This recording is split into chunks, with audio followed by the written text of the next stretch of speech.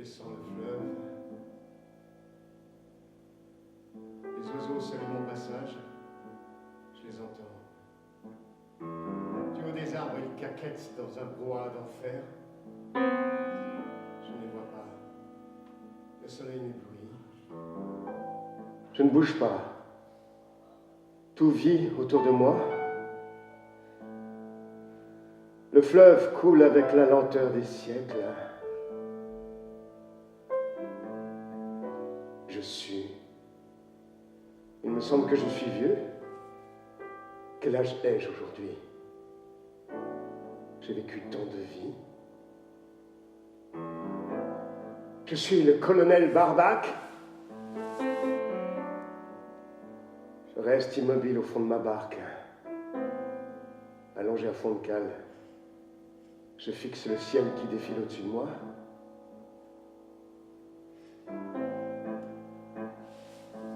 La nature grouille et suinte. Je le sens. Je le sens avec une acuité de fiévreux. Les fourmis montent le long des troncs d'arbres. Je sens la chair morte d'un singe, tombée du haut d'un arbre qui gît, la nuque brisée dans un jus sale, couvert d'insectes venus laper sa mort. Cette odeur acide me parvient.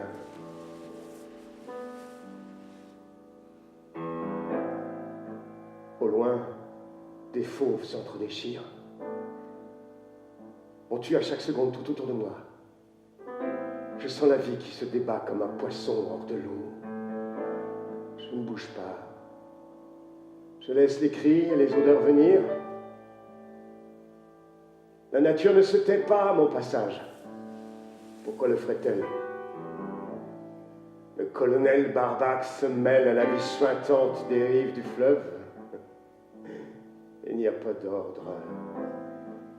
Il n'y a pas de calme. Je suis un homme fatigué d'avoir tant tué.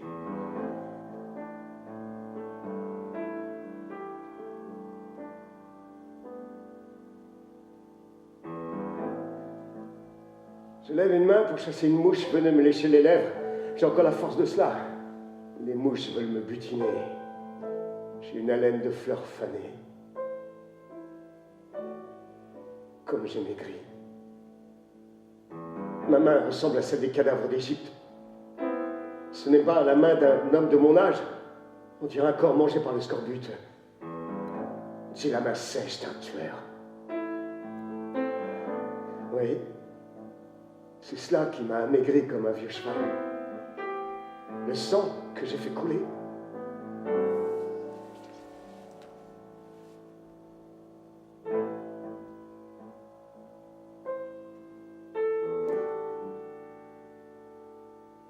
J'aurais dû mourir là-bas, dans les tranchées. C'est ce qui aurait dû arriver.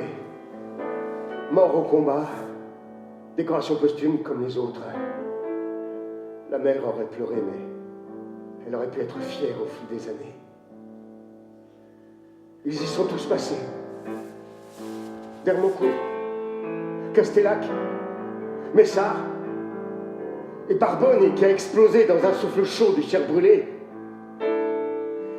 J'aurais dû mourir là-bas. Il n'y avait pas de raison que je survive. J'aurais dû allonger d'un nom la longue liste des monuments morts. Quentin Ripoll, mort pour la France. Foutaise. Quentin Ripoll. Qui se souvient de ce nom? Mbossolo. Le seul qui méritait d'avoir son nom gravé dans le marbre. Mbossolo. Disparu à jamais avec la fin minable des vrais désespérés.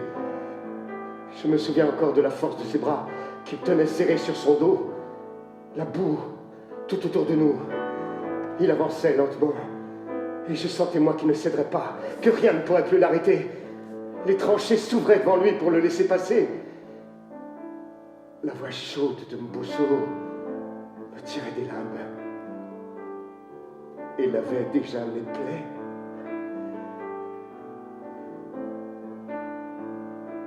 Cette voix que je n'ai plus jamais entendue.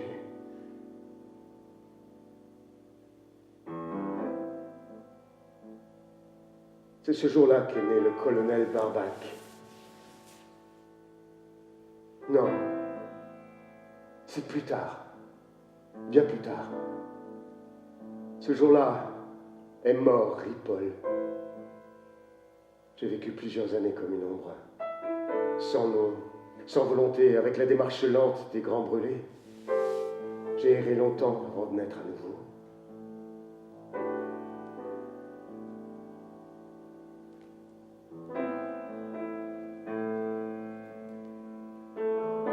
Je voudrais mettre la main hors de l'eau, mais je n'en ai pas la force. Depuis combien de temps suis-je ainsi au fond de ma barque? Je le demande aux perroquets rouges qui me voient passer. Ils ne répondent pas. Tant mieux. Je n'ai pas besoin de savoir quel jour nous sommes ni l'heure qu'il est. Je n'ai pas faim. J'ai toutes mes armes autour de moi.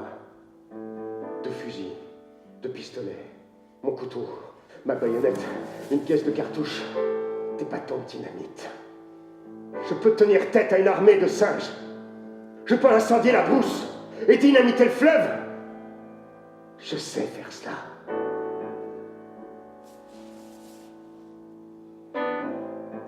Est-ce que Bosolo a su qu'il allait sauver un tueur?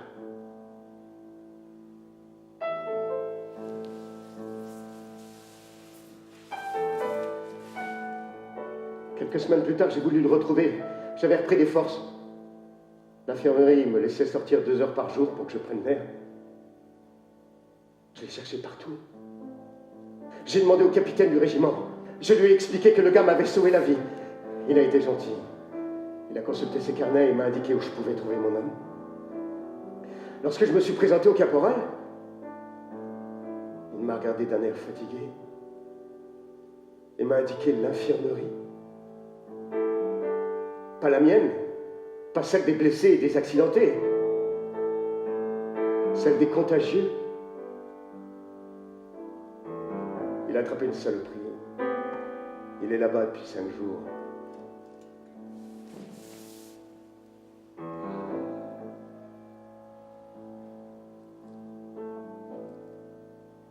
À l'instant où j'ai vu son visage, les yeux clos, les lèvres mi-ouvertes, j'ai su que je ne pourrais jamais le remercier. La grippe espagnole le bouffait de l'intérieur. Il respirait comme un vieillard. La famille ne recevrait ni médaille ni argent. La grippe, ce n'est pas glorieux. Il serait notifié qu'il était mort de maladie.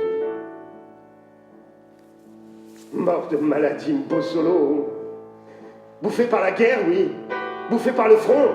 Par le froid de ces terres où il n'aurait jamais dû venir. Tué par les nuits de veille, passé les pieds dans la boue froide. À veiller sur des lignes qui ne lui étaient rien. La grippe espagnole l'a privé de la gloire. Même pas ça. On n'y aura même pas accordé cela. Le colosse noir qui me portait sur ses épaules. Terrassé par un rhume.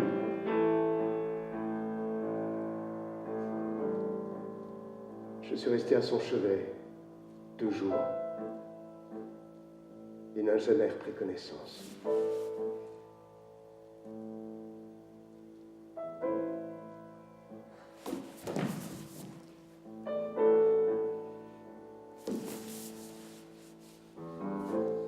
Que dirait-il s'il me voyait aujourd'hui, glissant au fil de l'eau, le corps plein des odeurs de son continent? Je suis devenu noir ce jour-là, lorsque le médecin a constaté le décès. Je n'ai rien dit. Je l'ai regardé une dernière fois. Je suis devenu noir dans la petite pièce étouffante de l'infirmerie, où les malades toussaient comme des tuberculeux. Les nègres crèvent entassés les uns sur les autres. Ils crèvent d'être venus chez nous. Ils crèvent de subir cette pluie qui vous glace les os et d'obéir aux ordres de cette guerre dans laquelle ils ne sont pour rien. Ils crèvent là, par obéissance et générosité. Et rien, ni médaille, ni merci. On constate leur décès avec la rigueur d'un gendarme. Renverra-t-on les corps aux familles? Non, ces nègres-là n'ont pas de famille. La patrie. Juste la patrie. Un cimetière municipal fera l'affaire. Je suis devenu noir. En pensant que Mbosolo allait avoir froid pour l'éternité.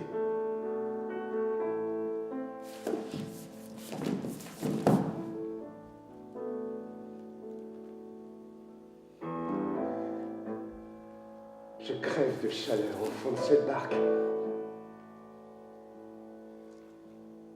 Je laisse défiler l'Afrique.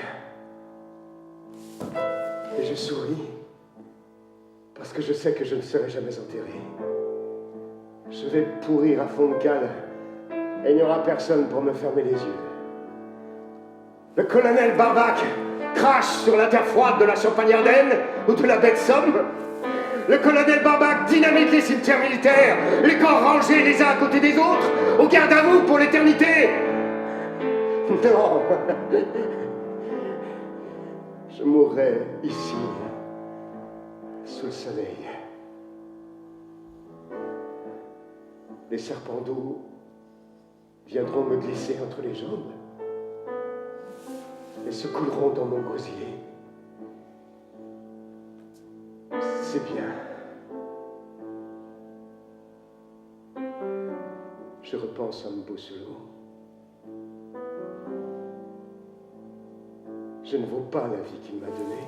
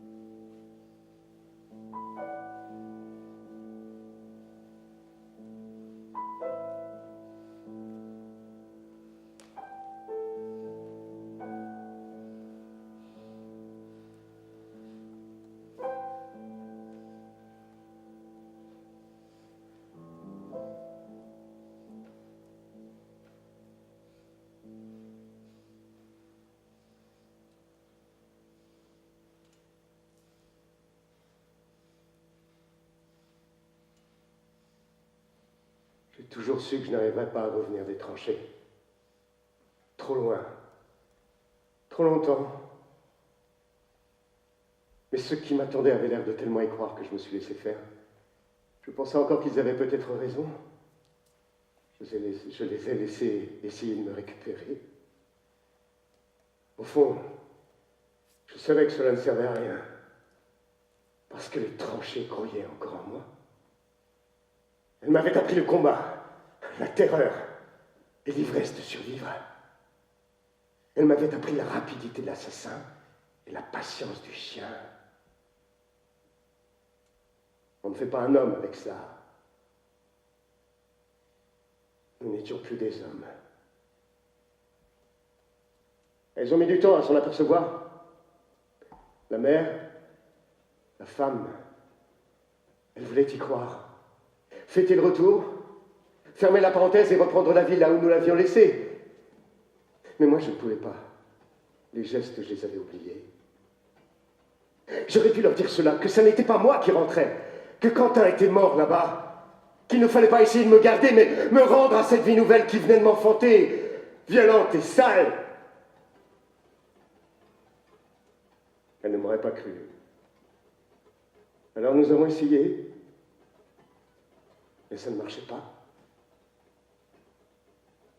Quentin, disait la femme parfois, tu es sûr que ça va?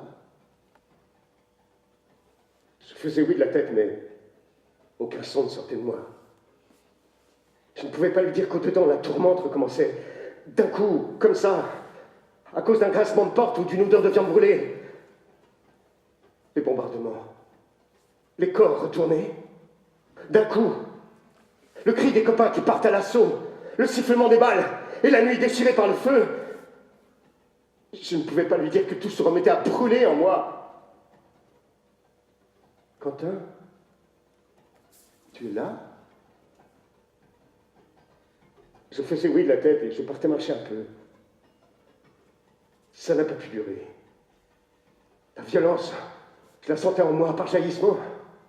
Envie de tuer, de saisir un couteau là et de percer qui que ce soit, le premier corps devant moi. Le couteau, durant toutes ces années, avait été un prolongement de mon bras. Ça manquait. Oui, j'ai vite compris que ça manquait. Les jours calmes, toujours renouvelés, je ne pouvais pas. Je n'étais plus cet homme-là. Alors je suis parti, laissant la femme, la mère et le village derrière. Je n'ai pas eu l'impression d'abandonner quoi que ce soit. J'avais quitté tout cela le jour où j'avais été appelé sous les drapeaux. Je ne me suis pas demandé où j'allais aller. Je le savais depuis toujours. J'ai quitté Coquelin. Les femmes n'ont rien fait pour me rattraper. Elles avaient compris, elles aussi, que je ne m'appartenais plus. Que leur Quentin, ça n'était pas en moi qu'il fallait le chercher. Je suis allé à Marseille et de là, sans hésiter, j'ai pris le premier bateau pour l'Afrique. Il n'y avait que cela de possible. Si l'Afrique ne marchait pas, ce serait la balle dans le crâne.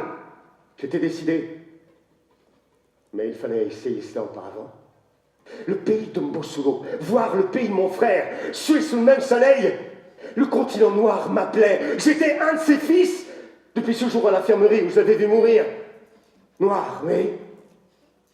Il n'y avait que cela de possible. Où tout était à brûler.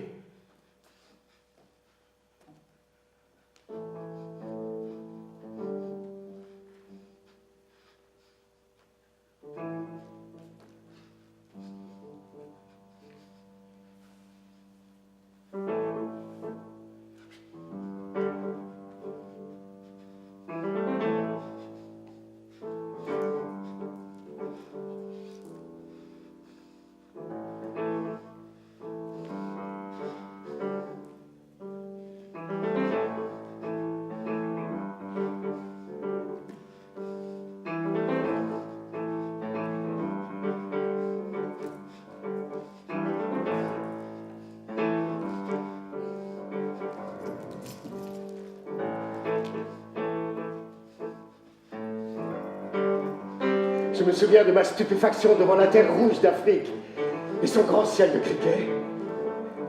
Je me suis senti chez moi, étranger à tout, mais sur une terre qui me faisait du bien. J'ai su que je ne la quitterais plus et que je ne reviendrais jamais.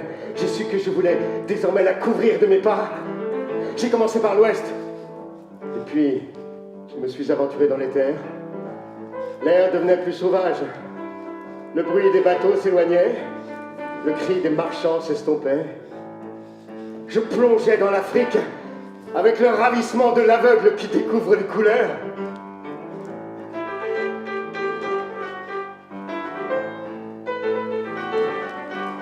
J'ai commencé par vendre du bois. J'avais rencontré un Italien du nom de Scamponi qui était installé là depuis des années.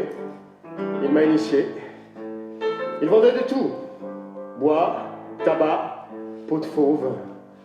Pendant longtemps, j'ai suivi. J'aimais ça, le commerce.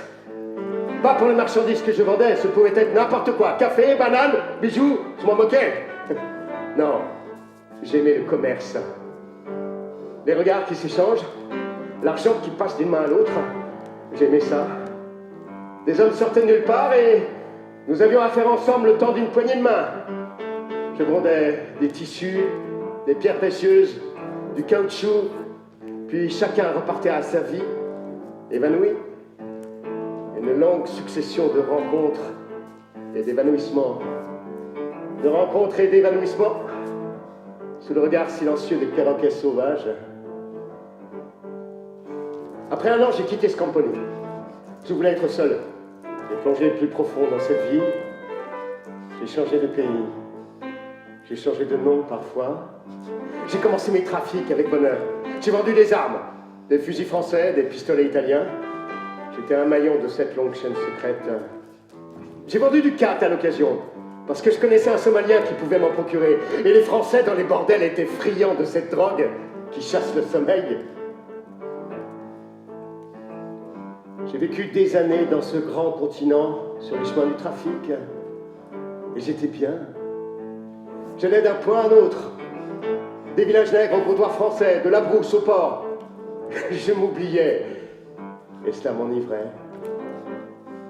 La marchandise imposait sa règle, la trouver, la payer, la transporter, la vendre, la cacher parfois. Elle m'occupait tout entier. Après 2 ans, j'étais devenu plus efficace que ne l'avait été Scamponi. Je ne sais pas pourquoi. Je me suis arrêté sur les bords du fleuve Niger. Sa lenteur animale me faisait du bien. Je me suis arrêté. Mais je ne pensais pas que j'épouserais à ce point ces paysages de calme et de noblesse.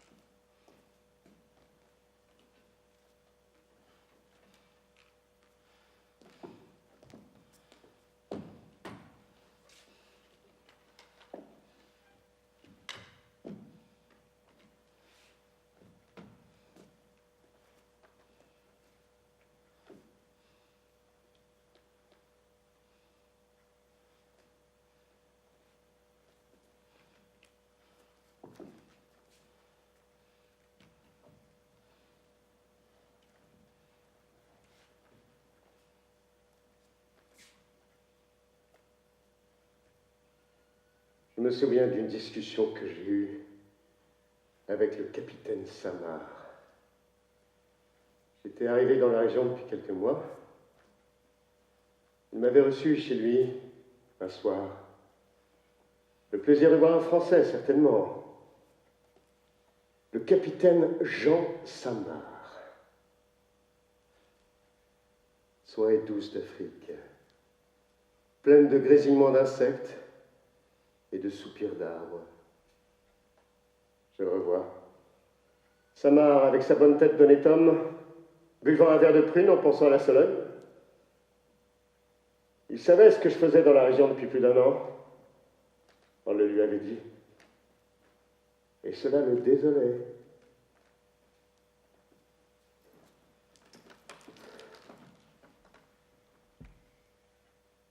Ripoll, m'avait-il dit. Franchement, je ne comprends pas. Un type comme vous, un ancien des tranchées, médaillé pour bravoure, paraît-il. C'est ce qu'on m'a dit. Ripoll, qu'est-ce que vous faites? Vous trafiquez là, les armes, les pierres précieuses. Vendre des fusils à ces pauvres nègres qui vont s'entretuer. Ou pire, les utiliser contre nous. Franchement, Ripoll, un homme comme vous, au nom de la morale des poilus, j'en suis un, moi aussi, la bête somme. Je ne comprends pas. Vous méritez mieux. J'aurais pu laisser Samar ronronner, le laisser évoquer avec grandiloquence le drapeau français, la vertu des poilus, l'exemple que nous représentions. Mais j'avais envie de me mordre. Et de le mordre lui, justement, avec sa gentillesse sucrée. Lui, oui, le capitaine droit et franc, avec sa moustache pleine de bonne volonté.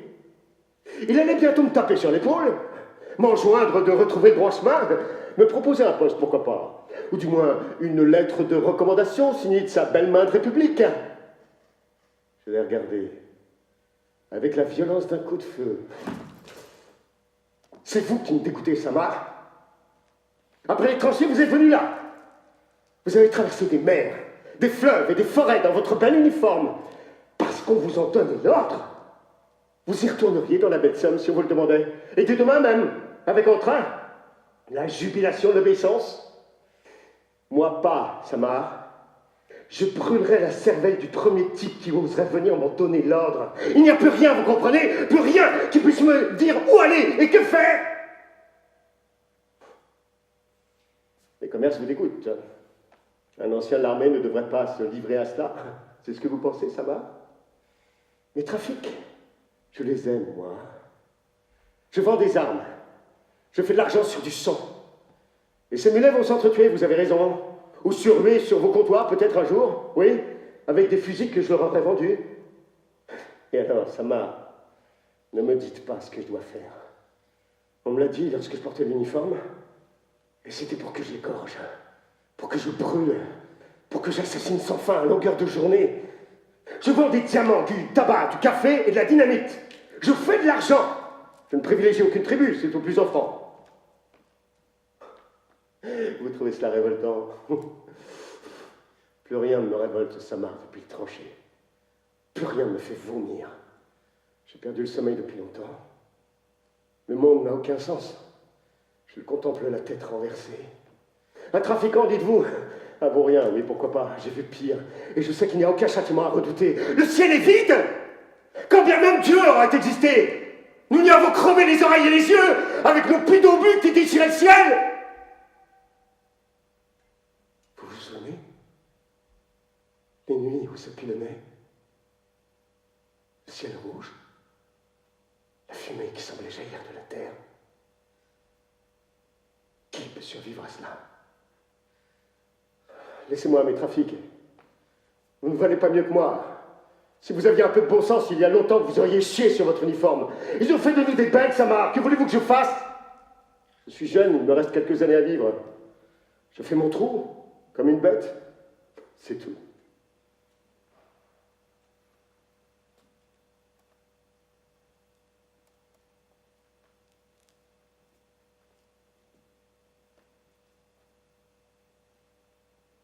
Il avait le visage rougi par la colère. Outré, le capitaine Samar. Il m'a prié de sortir de chez lui. Il a marmonné encore des choses que jamais il n'aurait cru. Un nihiliste. Que c'était facile. Que c'était révoltant. Que la France, tout de même, ait le devoir vis-à-vis de nos enfants.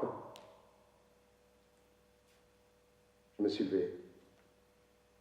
J'ai souri. Je savais que j'étais laid à cet instant. Ce sourire me rendait laid. J'ai craché dans le verre de prune. Et je suis sorti.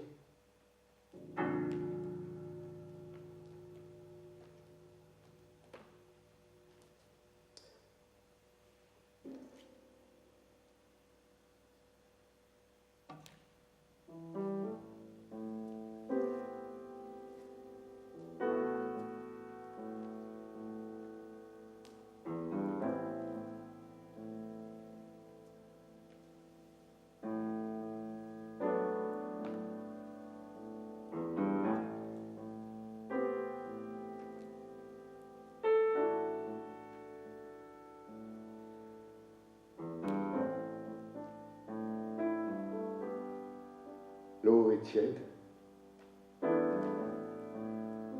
Je me suis baigné souvent dans le fleuve. Je sens sa chaleur qui entoure la barque et traverse le bois. Je pourrais essayer de me lever et basculer dans les flots, en finir ainsi. Mais je préfère glisser encore. Je vois l'Afrique défiler pour la dernière fois. Les grands arbres secouent le ciel. Je veux jouir de cette tiédeur le plus longtemps possible.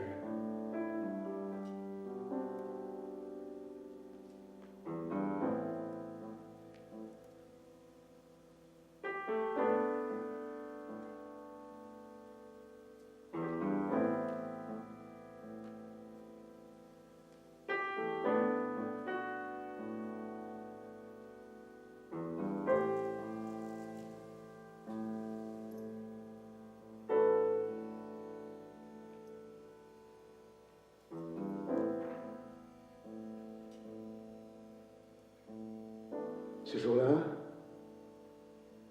à Bandiagara, le ciel semblait plus vaste qu'à sa création.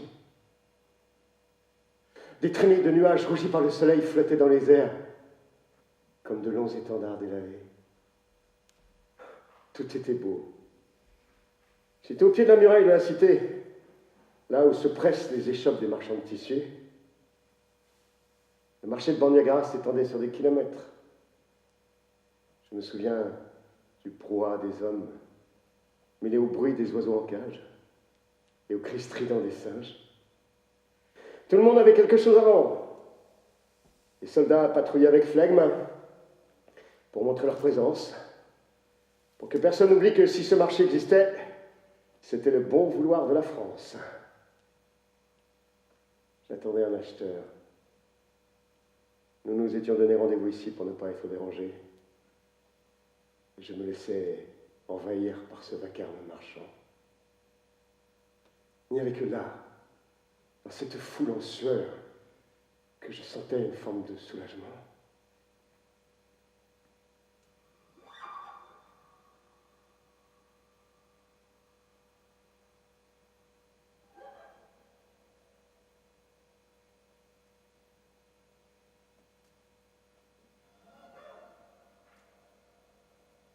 Je n'ai rien vu venir. Rien.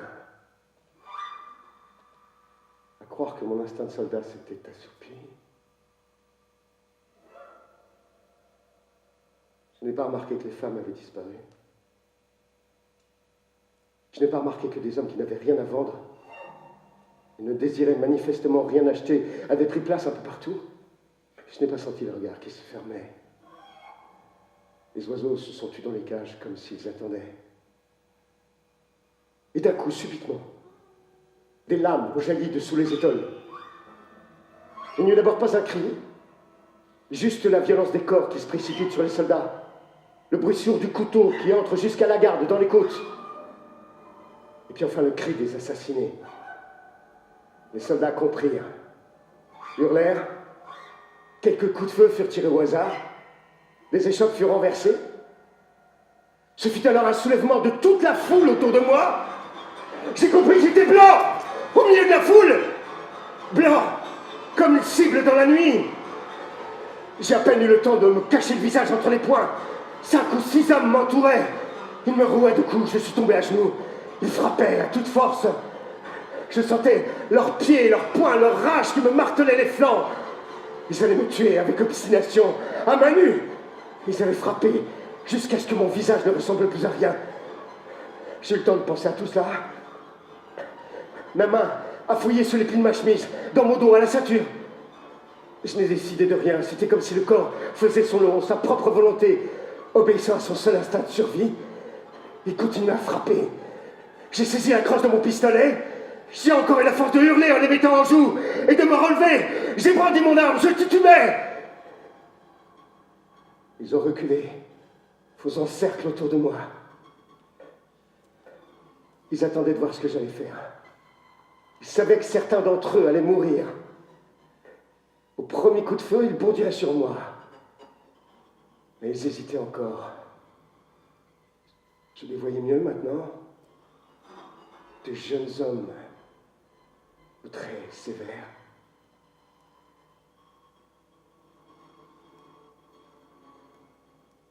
C'est là, dans le temps infini qui s'étirait, que tout a basculé. Je ne sais pas ce qui s'est passé. J'ai vu un soldat français devant moi à terre.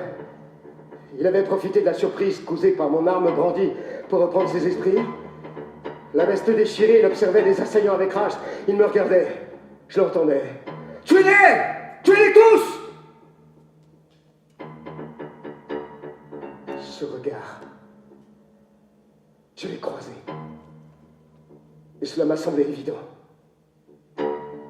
Lentement, j'ai dirigé mon arme sur lui. Les nègres se sont immobilisés.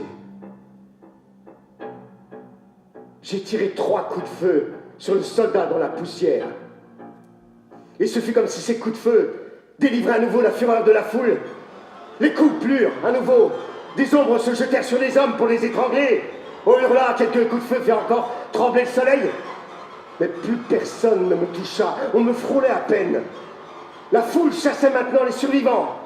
La garnison de Bandiagara, 17 hommes au total, fut anéantie ce jour-là, comme dévorée par un essaim de jaguar.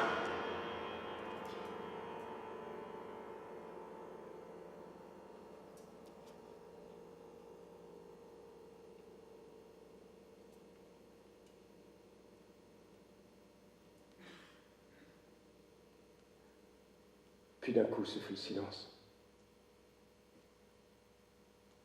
Il n'y avait plus d'ennemis vivants. Les échoppes avaient été renversées, les marchandises piétinées. 17 corps de Français gisaient dans la chaleur écœurante de l'été. Et je restais là, moi, ébahi, parmi ceux qui avaient voulu me tuer. C'est alors que je l'entendis pour la première fois. Ce nom, il monta de la foule. Les hommes me regardaient, je n'avais pas bougé. Le visage ensanglanté, le pistolet à la main, je l'ai fixé dans les yeux. Et je les entendis reprendre un à un ce nom dont ils me baptisaient. Le colonel Barbac! Le colonel Barbac!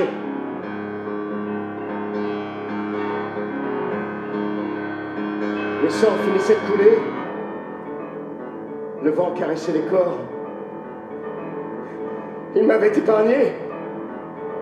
J'étais des leurs désormais.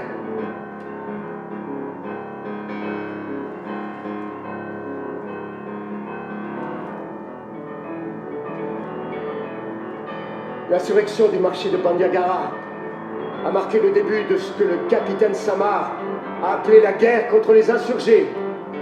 On m'a rapporté son propos. La guerre. Il déclarait la guerre à ces hordes sauvages, comme il les appelait. Et à moi, qui avais osé tirer sur un homme de mon pays, un Français, un soldat qui plus est. Foutaise. Comme si la guerre n'avait pas été déclarée depuis longtemps. Ils me l'ont inoculé, moi! Depuis les tranchées, je vis dedans. Depuis que j'ai foulé le sol d'Afrique, je l'ai vu partout. La guerre, dans les cravaches que portent avec assurance les officiers français. La guerre, dans le regard maté des hommes qui courbent les chines devant notre drapeau. La guerre qui gronde partout. Mais Samar n'a jamais rien compris. Il a parcouru le soir même le marché délabré. Il a compté les corps de ses soldats poignardés. Il a écouté les mâchoires serrées, le récit qu'on lui faisait de ma participation.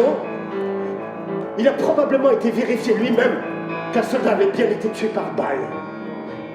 Il a dû se demander pourquoi. J'imagine Samar qui ne comprend pas, qui bouillonne de rage et de frustration parce qu'il ne comprend pas comment je peux être tout d'abord roué de coups, laissé presque pour mort, et ensuite prendre le parti des sauvages. À moins que je n'ai perdu la raison. C'est sûrement ce qu'il a conclu. Un fou, oui, un enragé. Jusque-là, il n'avait éprouvé que de la compassion pour moi. Mais maintenant, il était de son devoir de m'empêcher de nuire. La guerre, oui, entre lui et moi, contre la France et cette poignée de rebelles qu'il fallait mettre au plus vite, avant qu'il ne donne de mauvaises idées au reste du pays. Si Samar voulait la guerre, j'étais prêt, et depuis longtemps. Je me suis paré pour l'occasion. J'ai ressorti de ma malle l'uniforme bleu horizon que j'avais conservé. J'ai mis la veste sur mon torse nu. Les hommes qui m'avaient fait l'heure m'ont offert des colliers que j'ai portés avec fierté. J'ai mis de grosses boucles d'oreilles, des bagues à mes doigts. J'ai laissé pousser ma barbe et mes cheveux. Je me suis scarifié le torse pour que les esprits du pays m'acceptent et me transmettent leur fureur. Oui, j'étais prêt. Le colonel Barbac, venu d'un cauchemar, pour faire pleuvoir sur les Français une pluie de balles. Je voulais qu'elles cessent de dormir, qu'ils s'habituent à la terreur, jour et nuit, que ce soit leur seule compagne, qu'il n'y ait pas un instant où une patrouille ne craigne de tomber dans une de nos embuscades. Je sais de quoi ont peur les Français. J'ai fait courir les bruits les plus fous, que nous mangions nos victimes, que je violais les cadavres. Nous étions partout. J'ai mené une guerre d'usure. Je harcelais les comptoirs. Je massacrais les convois. Il fallait que tout déplacement soit dangereux, qu'ils se retranchent dans la fort, et que là encore nous allions les chercher. Je menais des batailles éclairs. Je sais faire la guerre. C'est la France qui m'a appris. Je suis le meilleur. Samar n'est pas de taille. Je suis né dans les tranchées. Je suis devenu leur hantise. J'ai appris à connaître le pays. J'ai écouté les forêts la nuit. Je me suis glissé dans les eaux du fleuve pour connaître la vigueur des bêtes. J'étais au milieu de mes frères. Ceux qui étaient venus se battre à nos côtés dans les Ardennes ou la belle Somme, c'était à mon tour de les aider maintenant. Le continent noir se secoue pour faire tomber ces petits tyrans en uniforme. Je suis là. Je suis partout. Je suis mort depuis longtemps. Je cours d'un fort à l'autre comme une ombre. Je vous scalperai tous jusqu'à ce que vous quittiez ces terres. Vous n'êtes pas de taille. C'est la guerre, oui. Et vous feriez me capituler car vous n'êtes pas de taille. J'ai un bon appétit d'ogre et je ne reculerai pas. Je suis la guerre. C'est pour ça qu'ils m'appellent Barbac. Ils ont connu cela en moi. Une hyène qui s'ennuie lorsqu'elle ne tue pas.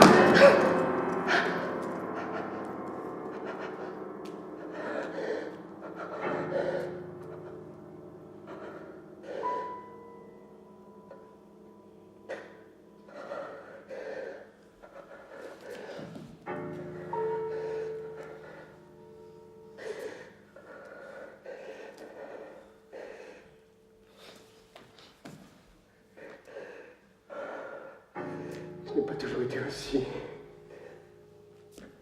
Mais il faut monter trop loin. Je ne me souviens plus. Non. Toute ma mémoire est un champ de bataille. La grande guerre des tranchées m'a transformé. Je suis la guerre parce que je ne sais faire que cela. Que je m'insulte la nuit de n'être bon qu'à tuer n'y change rien. Que je me déteste, que je me frotte les mains dans les eaux du fleuve pour essayer de les laver n'y change rien. Ils ont fait de moi un monstre. Partout où je vais, je porte la poudre et les corps suppliciés. Partout où je vais, on murmure mon nom avec effroi. Barbac! Barbac! Le soldat fou qui tue les Français. Barbac qui assaille les comptoirs, pille les forts et met en pièces les régiments. Des années de guerre!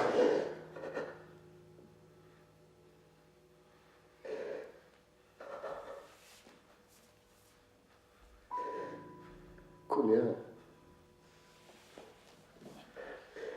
Je ne sais pas.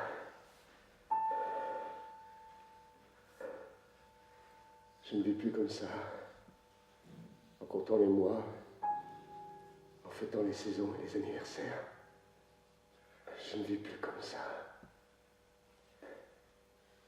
Une ligne droite. Il ne me reste que cela. Une longue ligne droite, faite d'assauts, d'embuscades, de chasse et de défaites.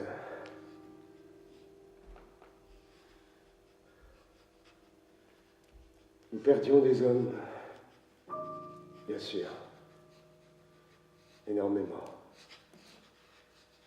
Mes guerriers étaient courageux, mais ils se faisaient faucher par la mitraille. Et nos machettes ne pouvaient rien contre les mortiers. Nous perdions des hommes, mais personne d'autre que nous ne le savait. Qui savait combien nous étions? Samar n'en avait aucune idée. Et c'était cela qui le terrifiait. Combien d'hommes, de combien de villages venaient régulièrement grossir nos rangs? Est-ce que le pays était en train de se soulever? Ces questions tournaient dans sa tête avec la chaleur de l'harmattan. Et il lui faisait trembler les doigts autour de son verre de prune. Il ne savait pas. Il ne savait rien.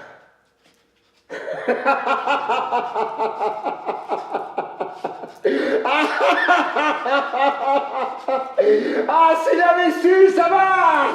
S'il avait su!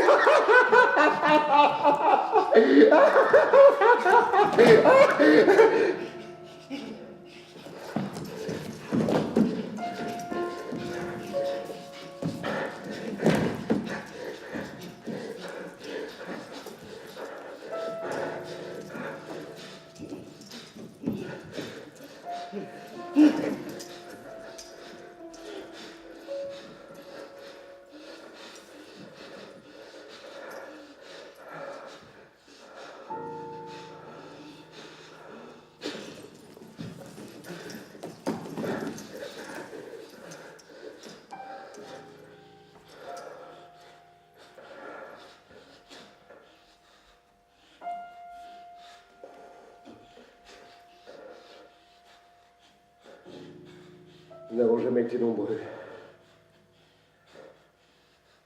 Une poignée d'hommes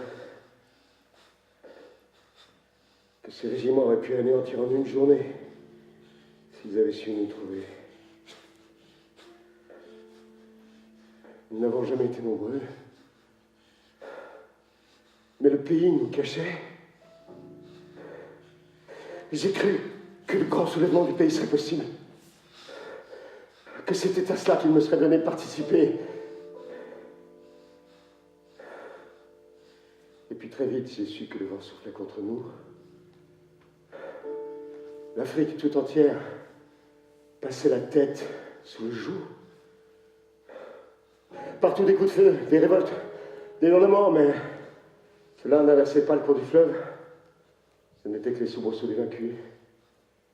L'Afrique était à genoux, main derrière le dos. Nos attaques contre les comptoirs n'y changeaient rien. Nos rapines et nos assassinats ne comptaient pas. J'ai vite su que nous ne pouvions que perdre. Mais je n'ai rien dit. La victoire était de durée. C'est pour cela peut-être que je ne comptais pas les années. Je me suis battu. J'ai fait de mon mieux. France, tout doucement, avec patience, nous a étranglés. Samar ne s'en rendait même pas compte. D'autres que lui participaient au combat qui nous faisait plus de mal et contre lesquels je ne pouvais rien. Des tribus étaient achetées. Des alliances se faisaient pour nous isoler. Lentement, on nous coupait du pays. Des nègres assoiffés de sang. Voilà ce que nous étions. Moi, oui, ces noms me convenaient. Mais eux, mes hommes, mes frères, eux, non. Ils se battaient avec plus de beauté que moi. Ils n'avaient pas les yeux ravagés que j'ai, ni la laideur sèche des tueurs. Leurs esprits ne s'étaient pas brûlés au contact de la Grande Guerre. Pour eux, le geste restait net. Ils se battaient pour leur terre et pour leur liberté. Ils m'avaient accepté à leur côté parce que je leur servais. Je savais mener une attaque et je terrifiais les Français. Ils m'ont utilisé.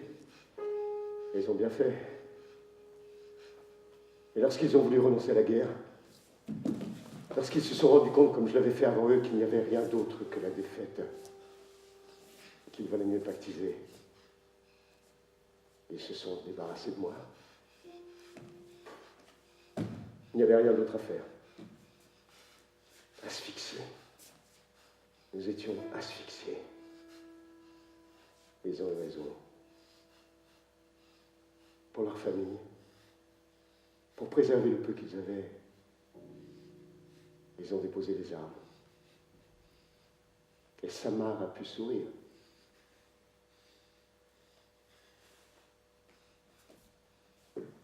Combien de temps ça a-t-il duré? Je ne sais pas. J'ai vieilli horriblement. Cette longue chasse m'a usé. À moins que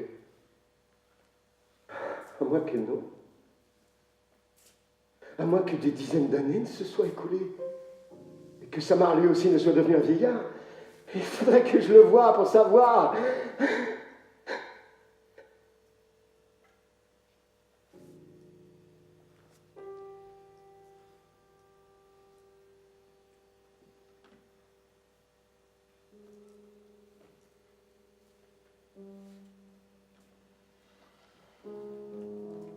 Mais je ne le verrai plus.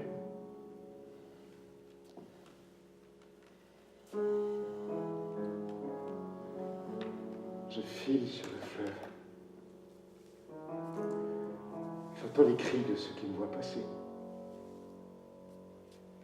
Les coups de feu qu'ils tirent des berges. C'est bien. C'est mon dernier voyage. Tout est fini depuis la dernière nuit sans lune. Nous faisions halte dans ce village depuis plusieurs mois. Tous les chefs de guerre étaient là. Je n'ai pas compris tout de suite ce qui se passait.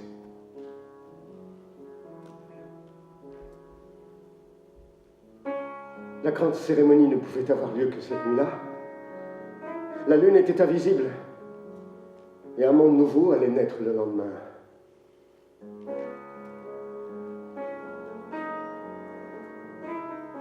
Ils ont décidé de cesser le combat.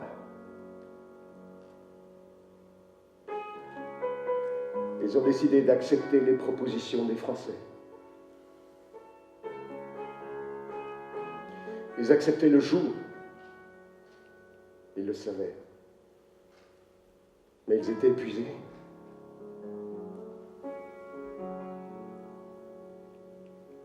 Cette nuit-là, ils ont enterré la guerre.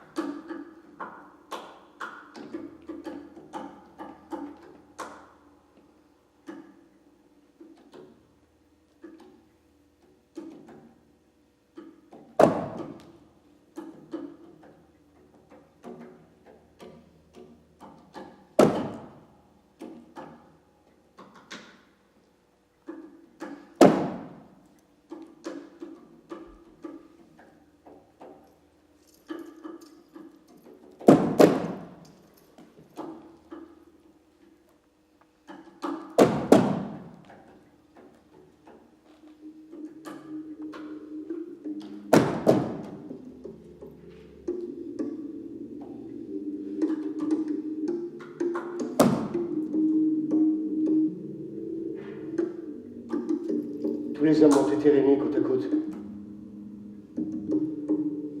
Les femmes ont chanté les poèmes ancestraux de la terre.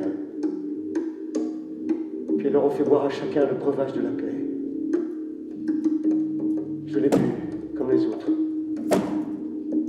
C'est un alcool qui enflamme le palais. Une liqueur qui permet de revenir à la vie. Elle provoque une puissante poussée de fièvre dans tout le corps. Elle tue parfois. La tradition dit que ceux qui meurent sont ceux qui ne pouvaient plus revenir à la paix, ceux que la guerre a brûlés, ceux qui sont allés trop loin. Les autres suent durant toute une nuit.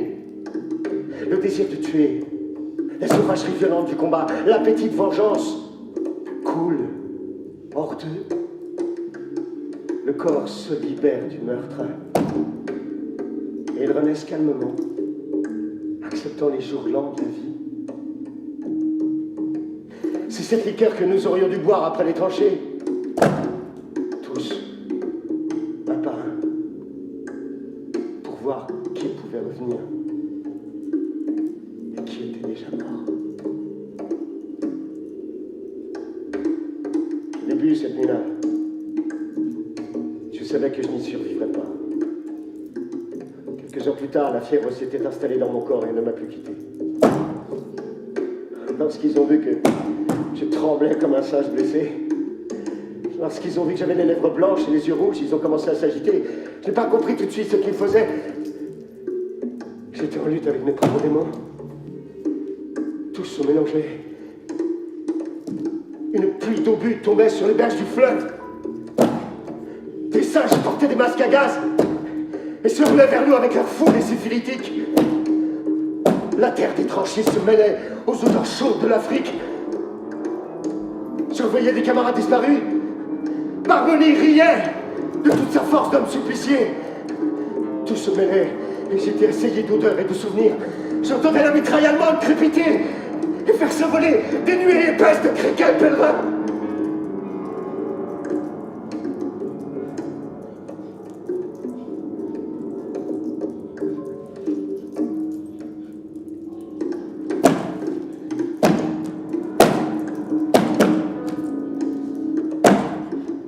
Je n'ai pas vu tout de suite qu'ils apprêtaient une pirogue, la plus grande de toutes.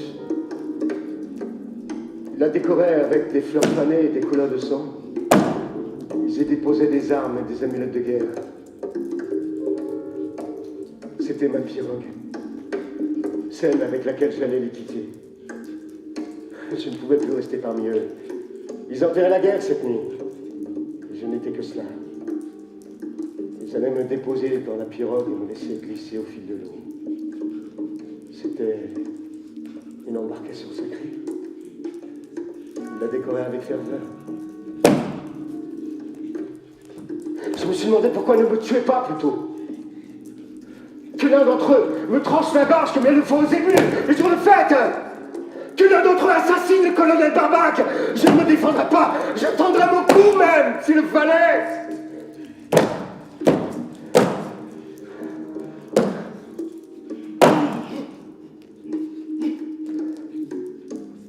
Ils ne peuvent pas. Je les ai aidés, je les ai menés au combat, ce serait criminel. Et puis ils ne me connaissent pas, ne savent pas où je suis né. Et il y aurait certainement à craindre la vengeance d'esprits lointains.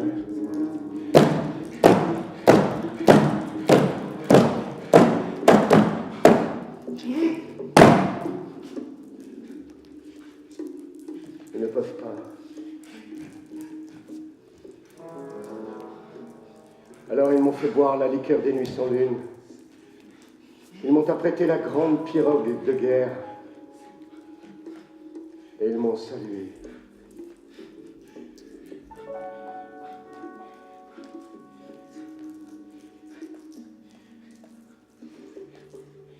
Je les ai regardés une dernière fois.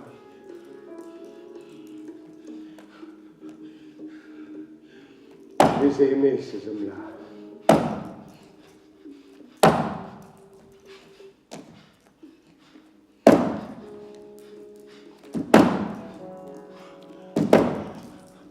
Puis sans trembler, avec un sourire vague sur les lèvres, suis monté dans la barque et j'ai senti les eaux du fleuve qui prenaient possession de moi et m'emmenaient doucement au bout des mondes.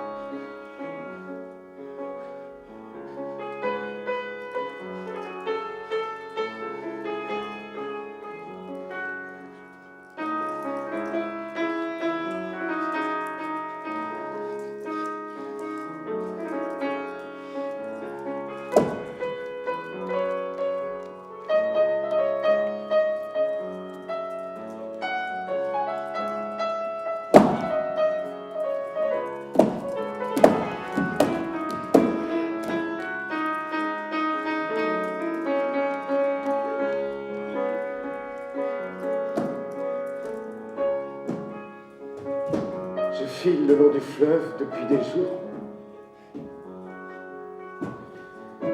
Lorsque je dépasse un village, j'entends les cris des enfants qui préviennent de mon passage. Les hommes abandonnent leur ouvrage et saisissent leurs armes. Ils tirent sur ma barque en hurlant. Ils tirent pour tuer la guerre qui passe devant chez eux. Je suis assailli. Les balles font craquer le bois. Les flèches se plantent dans les plis de mon uniforme.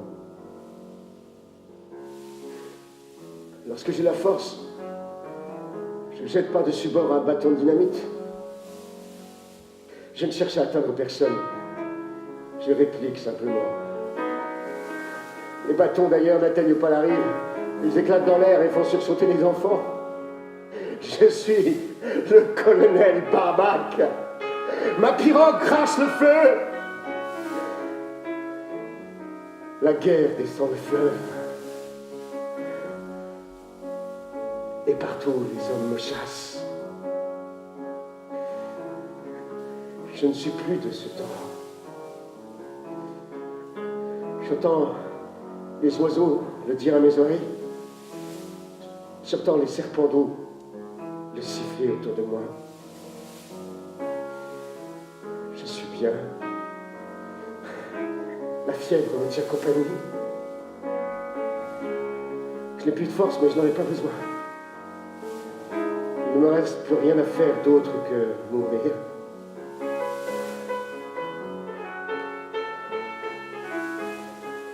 La liqueur me tue. Il fait chaud.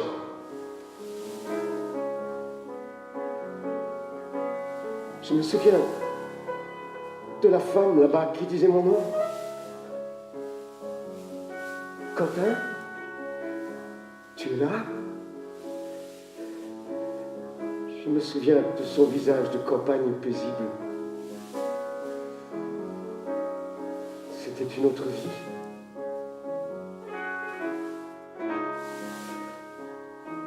L'eau entre dans la pirogue. Je la sens qui me baigne les pieds. J'ai mes armes avec moi. Je ne pleure pas sur ma vie. Je pleure sur les vies que j'aurais pu mener et qui ont été ensevelies.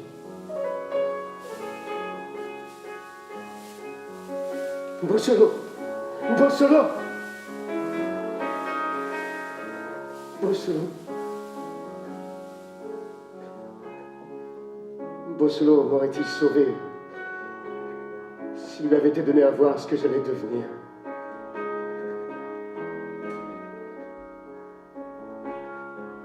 Je me suis battu aux côtés des nègres. J'aime cette terre. Je la laisse défiler. Comme le ciel est grand. Il tire à nouveau. J'entends les cris. Les balles sifflent autour de moi. Qu'il tire. Je suis un épouvantail. Que l'on m'enterre avec la guerre. Je file sur les eaux. Ce fleuve ne finira pas. Il est large et majestueux. Je suis un point minuscule dans son immensité calme. Petite chose humaine qui finit, sans que cela fasse frémir l'air alentour. La fièvre m'emporte et me libère. Je ne suis plus le colonel Barbac. Pour la première fois, je ne suis plus l'homme aux mains de sang. La fièvre fait disparaître un à un tous ces hommes en moi. Barbac, Ripoll, ils me quittent. Je reste comme nu. Le ciel immense au-dessus de moi. Comme le ciel est grand, je sens le vent chaud me caresser la peau.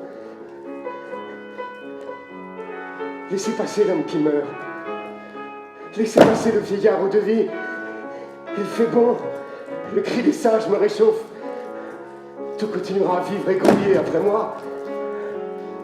Je me fonds dans les eaux du fleuve. Les mouvements lents des courants souverains tout autour de moi.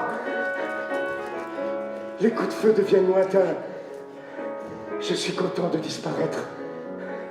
Mes frères crient à mon passage. Je suis content de disparaître. La terre vivra mieux sans moi.